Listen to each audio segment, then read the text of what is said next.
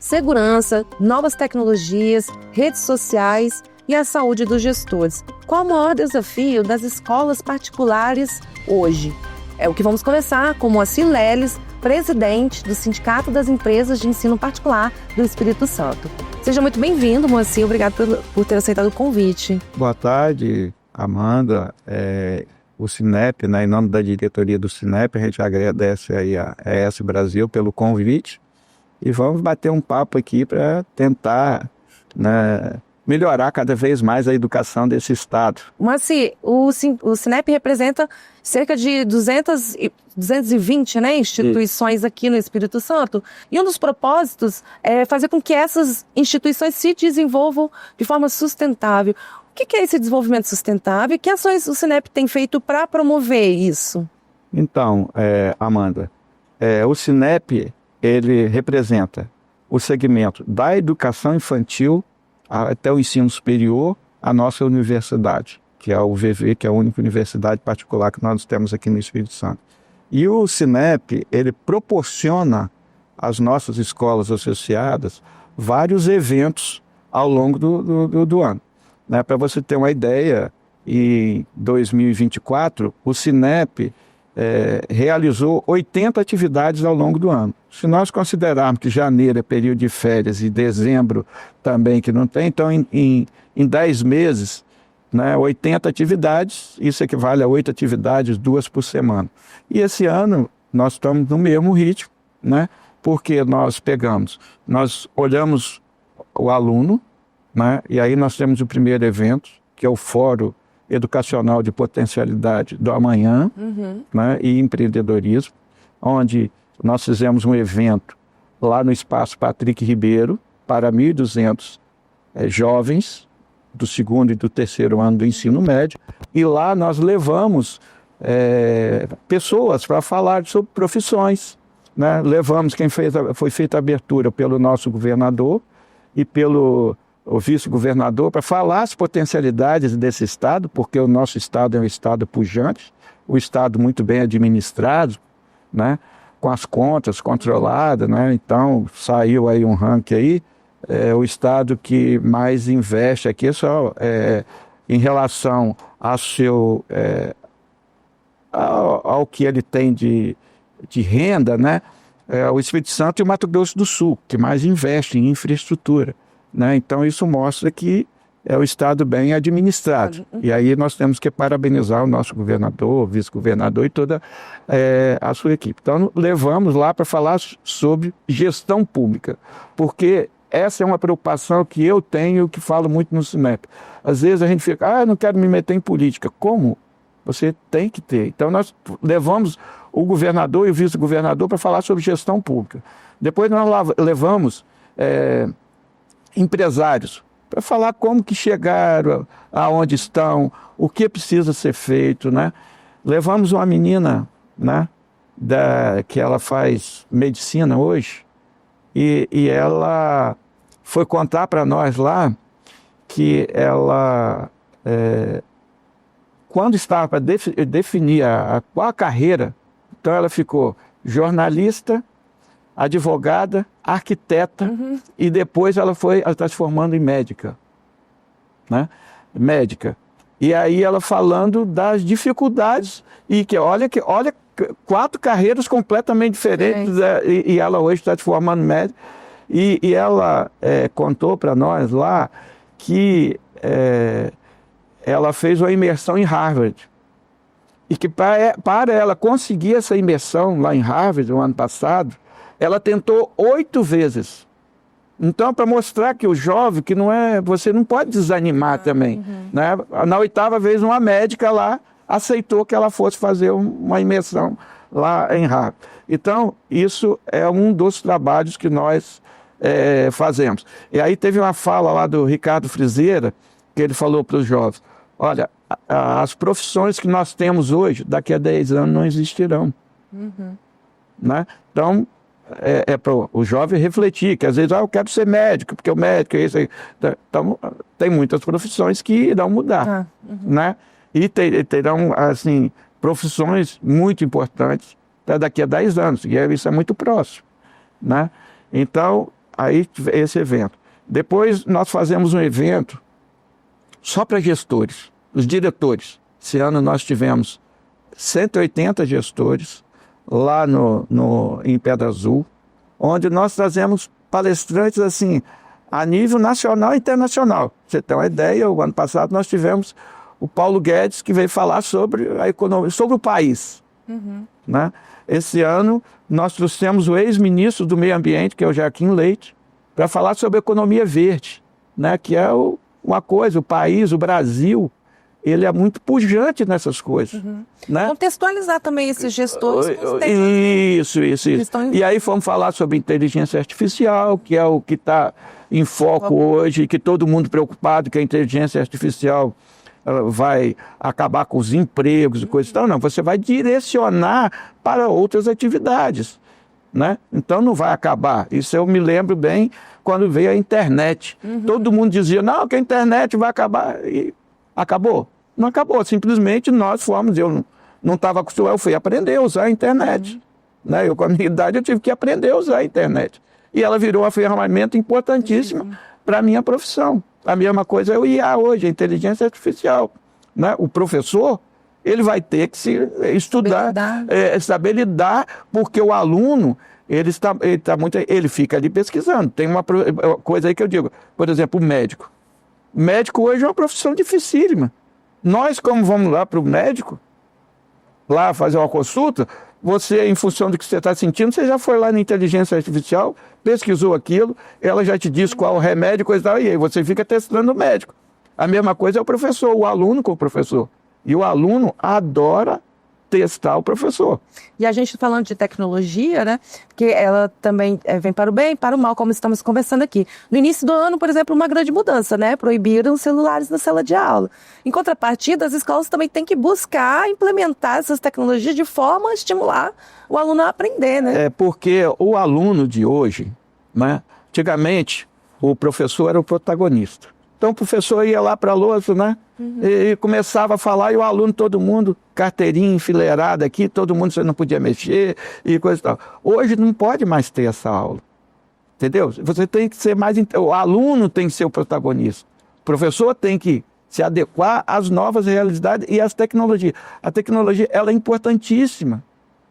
Eu vejo meus netos que têm aí 8 anos, 7 anos, eles chegam aqui, vovô, olha isso aqui, vovô. Aí tem um que gosta muito de geografia, ele fica vagando no mundo, vendo as coisas, ele usa ali, mas ele usa para adquirir conhecimento. Agora, o que não pode você usar a tecnologia, como a gente vê casais com filhos que chegam a um restaurante, cada um pega um celular, e o garçom, para fazer o pedido, a maior dificuldade, e não tem, então, aquela interação, aquele relacionamento. Mas até uma válvula de escape, né? Para não ter que interagir aqui, deixa eu buscar o celular. Buscar o celular. E tem muitos que pegam já a criança, menos de 1 ano, entendeu? Você chega ali e dá um tablet para ele não te dar trabalho. Olha, nós temos escolas de educação infantil que recebe a criança a partir dos 6 meses. O pai chega lá, leva essa criança, entrega lá entre 6h45, 7 horas da manhã, e vai buscar ele 19, 19h30, 20 horas. Se você abrir a escola no sábado, ele vai colocar essa criança lá no sábado, entendeu? Então, a função da escola é ensinar, a função das famílias é educar. Só que as famílias, o que fizeram? Terceirizaram a educação para a escola, que tem a função de ensinar. Então, estão sobrecarregando. Acabam vindo as medidas punitivas, né? Não proibitivas, no caso. Isso aí. Não usar celular na sala de aula, né? Não. Então, por exemplo, quando você proibiu agora o celular, né? Proibiu o celular. Mas nós temos escolas aí que o material didático é com tablet. Então você precisa de utilizar. Quando você proibiu, você melhorou o relacionamento humano entre os colegas, né? Isso foi importante, mas você não pode esquecer que a tecnologia é uma ferramenta que você tem para agregar conhecimento ao seu aluno, ao professor, todo mundo, e todo mundo ganha. Só que as tecnologias, ela tem um problema também. Nem todo mundo tem acesso à internet, e aí ela causa problema. A gente viu isso na pandemia, né? E aí ela causa problema àquele que não tem a ferramenta ali adequada para trabalhar. Então, se aquela pessoa está meio excluída, ela cada vez vai ficar mais excluída. Então, você tem dois lados. Tem um lado bom, mas tem um outro lado que te traz também problema social, inclusive. Né? Você falando sobre como as escolas do Espírito Santo têm se desenvolvido, né? É uma atuação do Cinep também promover missões, né? Para outros países. O Cinep, Amanda, ele tem uma missão educacional. Lá em 2014, juntamos lá um grupo de mantenedores e vimos o seguinte: nós precisamos saber o que o mundo está fazendo na educação. E aí vamos começar com a missão educacional. E aí nós começamos, é um grupo que faz, porque quando você viaja, você adentrar numa escola com muita gente, você causa um tumulto. Então o grupo, o máximo que já teve foi 28 pessoas, até por exigência. E aí nós fomos ao Chile na época, aqui na América do Sul, era muito desenvolvido, nós fomos ao Chile. Ver como que o Chile fazia lá e o sucesso na educação. Depois, no outro ano, nós fomos a Portugal, porque nós escolhemos os países que se destacam no PISA, né, que é o Programa Internacional de Avaliação da Educação. Né? Então, nós fomos a Portugal. E aí, no próximo ano, nós fomos a Finlândia e Dinamarca. Né? Depois, no outro ano, nós fomos a Singapura. E aí vamos a Singapura. Depois nós fomos a Singapura, aí nós fomos ao Canadá. Aí veio a pandemia. Aí 20, 21 nós não fizemos. 22 nós fomos conhecer aqui no Brasil. Porque o Brasil, você tem escolas excelentes no Brasil. Tem estados que têm escolas excelentes. E aí nós fomos ao Rio Grande do Sul, entendeu? Depois nós fomos a Israel. Rodou o mundo todo. Isso aí, a Israel. E depois nós fomos a São Paulo. São Paulo tem escolas de qualidade que não deixa nada a desejar de escolas de outros países que nós vimos. Aí, o conhecimento adquirido é possível implementar aqui no Espírito? Então, aí isso é que as nossas escolas, e se discute muito, a cultura de quando você chega em Singapura. Lá em 2017, me lembro que nós fomos visitar uma escola de educação infantil. Né? Porque nessas visitas nós vamos em educação infantil, ensino fundamental, ensino médio e superior. Né? Então nós vamos visitar uma escola. Em 2017, para nós adentrarmos dentro da escola, primeira coisa, tira o sapato. E um termômetro digital colocou na testa de cada um. Porque se você tiver com a temperatura alterada, alguma coisa está acontecendo com você. Então você não pode entrar ali onde estão aquelas crianças. Então, lá em 2017, nós passamos a fazer isso quando? Em 2020, que veio depois da pandemia. Eles, antes da pandemia, já faziam isso. Quando nós visitamos a Universidade de Singapura, teve uma coisa que chamou muita atenção, que foi, nós tivemos acesso a uma sala de professor, pessoal da pedagogia. E lá tinha 10 alunos americanos aprendendo a ensinar matemática, porque os Estados Unidos também, a avaliação do PISA, em matemática ele não está muito longe do Brasil, não. O Brasil já não está bem e ele está próximo. Então, 10 alunos aprendendo como ensinar matemática. Né? Então, veja que dá importância. Aí, quando você diz assim para mim, e isso traz resultado? Claro que traz resultados. As nossas escolas particulares no Espírito Santo, os nossos resultados são, assim, referência Brasil. Né? Quando você pega aqui o Fundamental 1, né? As nossas crianças, elas já estão alfabetizadas, 5, 6 anos, elas já estão lendo e escrevendo letras cursivas. Né? Isso é porque o material didático que nós utilizamos é o melhor do Brasil e, quiçá, do mundo. Né? Então, o resultado vem. Aí o pai reclama. A anuidade é cara, isso, aquilo. Mas a educação é a maior herança que você pode deixar para um filho. Aí eu gostaria de perguntar sobre as notas do IDEB, né? Aí o IDEB, eu vou dizer aqui, por exemplo, ensino fundamental 1, que já veio aqui do aluno que foi alfabetizado com 5, 6 anos. Né? Aí vem o fundamental 1, é de primeira ali. Aí, olha o nosso resultado. O último que agora vai sair o de 2022, mas o último que foi 2023, a nossa média foi 7,6.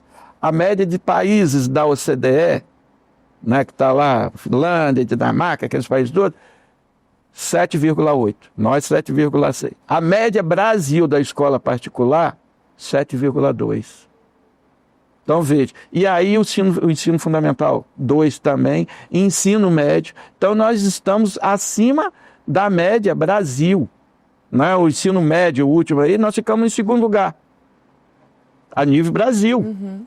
Né? Por quê? Porque, então você vê, um investimento em visita a países que se destacam, material didático que usa. Nós não temos esse livro que distribui aí, coisa e tal, não. Nós temos um material didático de alto nível e de alto, não tem ideologia, no nosso livro não tem nada disso. Né? Então, por isso é que a escola particular do Espírito Santo são excelentes. E aí o que acontece? Que o Sinep Espírito Santo é referência para outros Sinepes na gestão, parte financeira, é o que tem melhor situação financeira a nível Brasil. Né? Agora, em setembro, nós vamos receber escolas de Brasília, olha, capital federal, olha a renda per capita de Brasília e olha as escolas que você tem em Brasília. Um grupo de escolas que vão visitar as nossas escolas para saber o que nós fazemos e como nós obtivemos, né, estamos obtendo esses resultados no IDEB, no Enem, no ENAD. Quando eu falo ENAD, né, que é o ensino superior, você tem faculdade isolada, centros universitários e universidade. Faculdade isolada, quando você soma tudo, dá em torno de 3 mil. Nós temos uma instituição aqui no Espírito Santo que ela está entre as top 5. Então dá 5. Outro dia essa instituição saiu a avaliação do doutorado. Ela só perde para a FGV do Rio e de São Paulo. Está aqui no Espírito Santo. Né? Aí depois você tem de 5 a 10, top 10 aqui. Aí no top 10 você já tem 2. Tem mais uma que está entre 5 e 10. Quando você vai para top 20, você tem mais 5. É um número grande. Né? Aí você pega centro universitário, o melhor centro universitário da região sudeste está aqui no Espírito Santo. Aí você pega a universidade, a UVV. É a melhor universidade particular com fins lucrativos avaliado no Brasil. Então, veja a qualidade da educação particular do Espírito Santo, graças ao investimento dos nossos mantenedores, com área de tecnologia, capacitação do seu quadro de professores, né, qualificação ali do seu quadro de professores, né, formação continuada, essas coisas todas. Né, e os resultados estão vindo, tanto que outros querem vir. Conhecer, né? Conhecer. O que o Espírito Santo está fazendo de tão diferente? Tão diferente. Nossa, quando as meninas lá disseram para mim, não, moça, eu recebi agora o telefone de Brasília que tem 10 escolas querendo vir conhecer as nossas escolas. E já está agendado em setembro aí, não sei se é 27 de setembro, que eles vão estar por aqui para conhecer as nossas escolas. Bacana. Né? O senhor falou aí da questão dos professores, que até agora a gente não comentou. A saúde dos professores, né, principalmente hoje que a gente discute saúde mental, também é uma preocupação das empresas particulares de ensino? Hoje, Amanda, o que acontece é o seguinte, pouquíssimas pessoas querem ir para a profissão de professores. Mesmo no ensino particular? Mesmo no ensino particular. Né? E uma das coisas que nós temos, assim, há uma preocupação muito grande dos nossos mantenedores é com a saúde dos nossos professores. Né? Nós temos um sistema de assistência, né, dos nossos professores, e a gente vê assim o quanto há necessidade, porque depois da pandemia a sociedade ficou doente. Não aconteceu com você, comigo, né, com meus netos, com todo mundo, com minha filha, com meu filho, todo mundo. Então, o que é que nós temos que fazer? Dar suporte a essas pessoas. Nós temos que dar uma qualidade para eles, para que eles possam ter uma vida melhor, uma saúde melhor. né? Isso é uma preocupação dos nossos mantenedores. Outra questão que está sempre em voga quando se fala de ensino é a questão da segurança, né? No ambiente escolar. O Sinep também tem atuado nessa questão? Nós, Amanda, nós temos atuado em muito. Nós temos uma parceria com a Companhia Independente de Segurança Escolar, né? E que periodicamente nós estamos capacitando o nosso quadro de colaboradores. Levamos, dando capacitação, tivemos um agora no primeiro semestre, vamos ter outro no segundo semestre. A Polícia Militar, né, através dessa companhia, é uma parceira, né, o Major Eliano lá, que é o comandante, é um parceirão da gente, muito, junto com a sua equipe, que são mais 6 pessoas, né, que trabalham junto com ele. Então, assim, a gente faz e a gente simula nessa capacitação até como se a escola tivesse acontecendo realmente, como se fosse verídico. Algum evento. O evento acontecendo. Então, há uma preocupação muito grande. Graças a Deus, a gente não tem tido problema, até por causa dessa... todo mundo fica atento. Né? Porque minha esposa, Luciana, ela é pedagoga, né?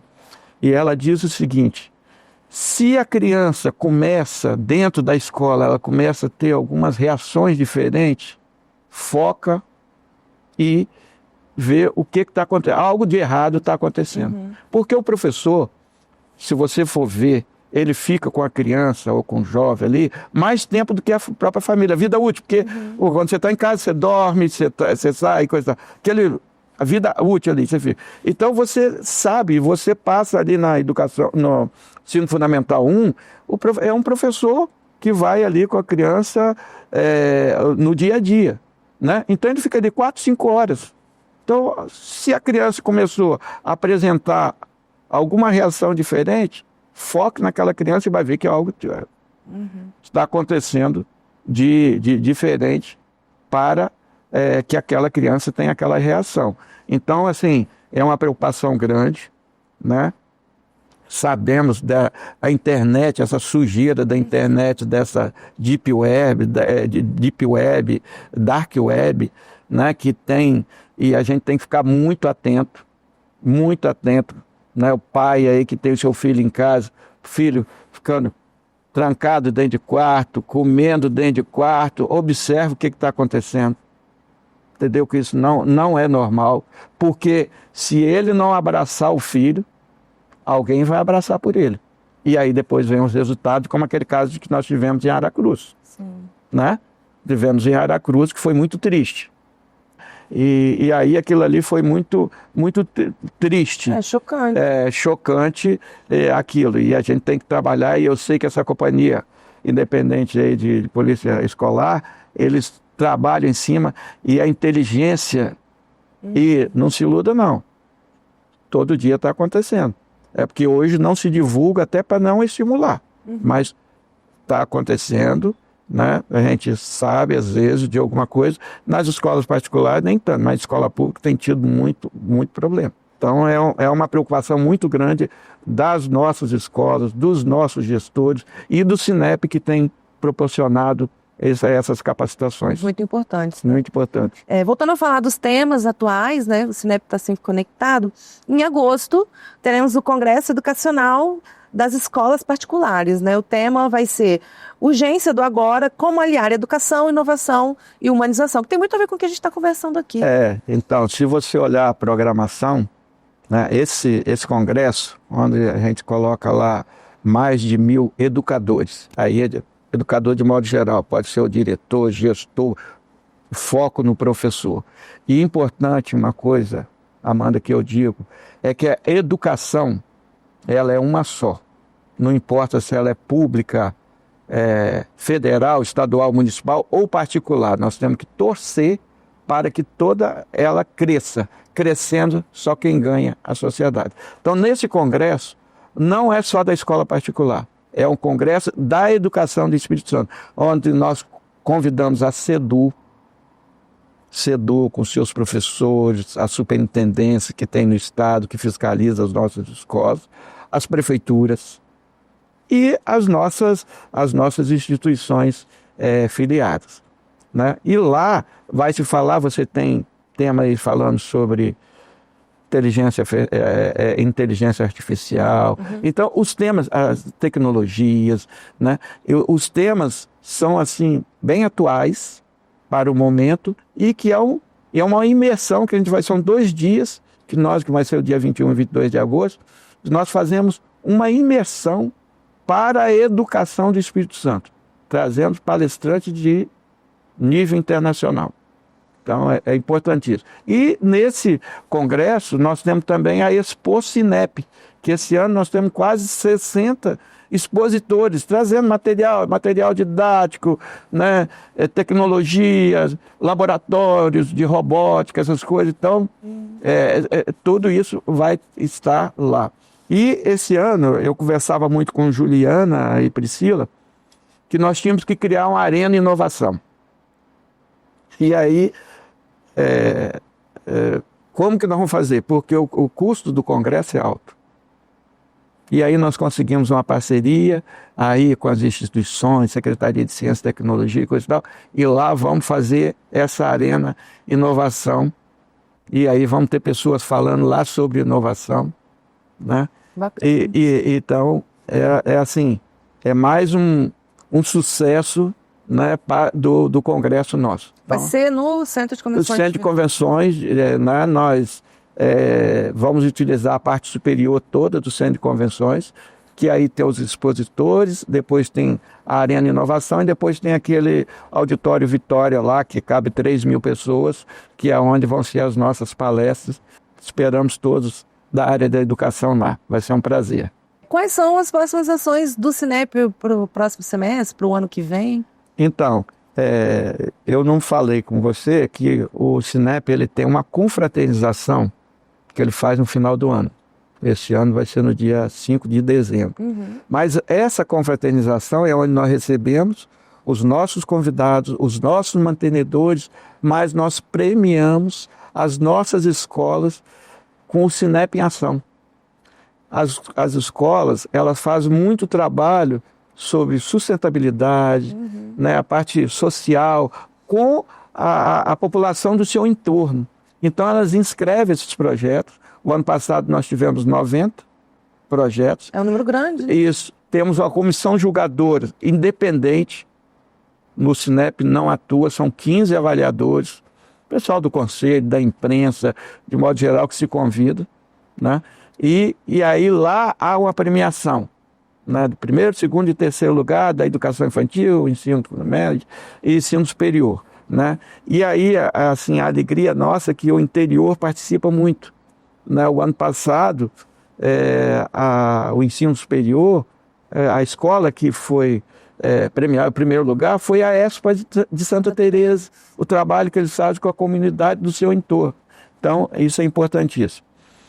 Em setembro, né, está previsto aí, já está tudo arquitetado, do dia 8 ao dia 21 de setembro, nós vamos estar em Seul, na Coreia do Sul, visitando escolas para ver o que a Coreia é excelente na área da educação. Então nós vamos lá aprender como que eles fazem. Como nós recebemos aqui de Brasília, agora nós estamos indo lá na Coreia. Então a nossa missão educacional esse ano vai ser na Coreia do Sul. E você já sabe alguma coisa, alguma novidade que tem lá que você já pode adiantar? O que acontece é o seguinte, esses países, as embaixadas desses países, elas são muito exigentes para receber grupos. Então nós definimos, por exemplo, nós queremos visitar a escola de educação infantil, ensino fundamental, ensino médio e ensino superior. Estamos indo com pessoas de todos os segmentos, né? E aí ainda está se alinhando com a embaixada da Coreia do Sul sobre o que nós vamos lá, mas a gente sabe que a Coreia, eles são muito bons em matemática, eles são muito bons em tudo, na educação. Deve ter muita novidade. Muitas novidades na área de tecnologia. Você viu o que eu falei para você. Em 2017, que nós vimos em Singapura, nós estamos recebendo aqui agora esses óculos virtuais que as nossas escolas utilizam, né? Então, esse é o Sinep do Espírito Santo. Eu tenho, assim, É o terceiro mandato que eu estou como presidente, porque lá você fica 2 anos, depois você pode ficar mais 2 anos, depois você não pode ficar mais, né? Até porque senão você acha que aquilo é seu, é sua casa e acomoda. Né? Então é o terceiro mandato que eu estou tendo. Tenho um orgulho e agradeço aos nossos mantenedores por me confiarem essa missão, né? E vamos que vamos. E assim, o Espírito Santo, só temos a parabenizar esse estado pujante ao qual nós moramos, nascemos e moramos. Isso mesmo, Moacir Leles, presidente do Sinep Espírito Santo. Muito obrigado pela sua presença, agradeço pela participação. Eu tenho a agradecer aí a vocês pela oportunidade de vir falar um pouquinho dessa entidade que se chama Sinep Espírito Santo. Para você que nos acompanha e quer saber mais sobre essa e outras informações, acesse sbrasil.com.br, nos siga também em nossas redes sociais e até a próxima.